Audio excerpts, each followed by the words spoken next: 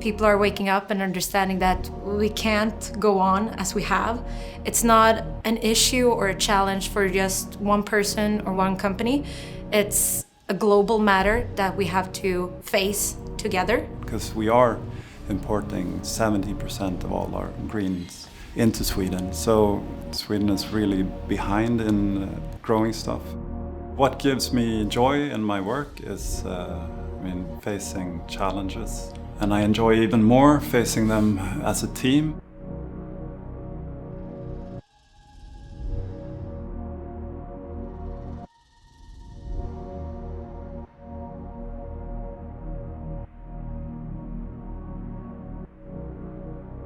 People around us are starting to understand that we really need to shift in the way we eat, in the way we produce food. And that is really strengthening, actually also getting that positive response and positive vibe from other people. When I was in New York, I visited a very large company working with vertical farming, and I truly realized what power this has and that it can actually be very interesting for countries such as Sweden or other countries here in the Nordics or in Europe to use this kind of technology. It's very adaptable and flexible, and it also has a purpose in countries that has very dry climates, such as, in the Middle East. So I saw the impact this technology could have and decided that I have to work with this. It's too cool not to.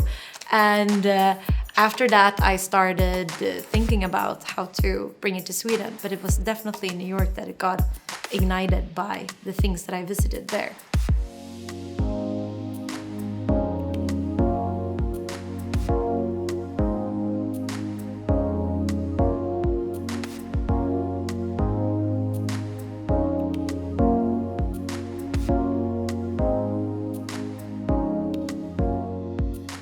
The first time I felt like this could really work was probably when we made our own lights. We compared them growing under to Philips commercial lights, and we've grown under both, and we got really good results by energy use and cost efficiency in the buying and building them.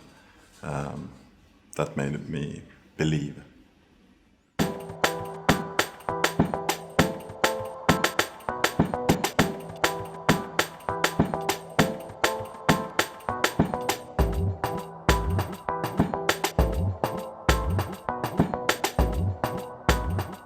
We have an isolated hydroponic system that circulates the water, and everything is sized from the trays that we use.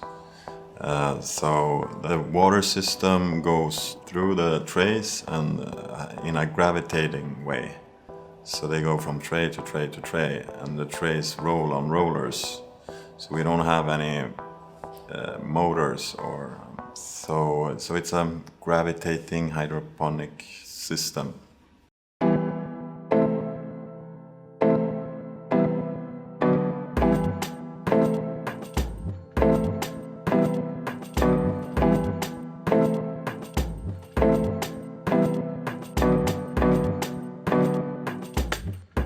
And I remember when we plugged in the first LED lights that we had actually gotten from a supplier that we hadn't built manually ourselves. So it was built upon our specification, but we plugged it in and it was so cool to see the light.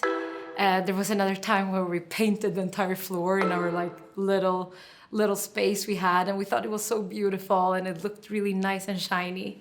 And then after that, when we built this facility that we have here in Huddinge, I think that was the major that kind of moment where you understand that you've done something really big.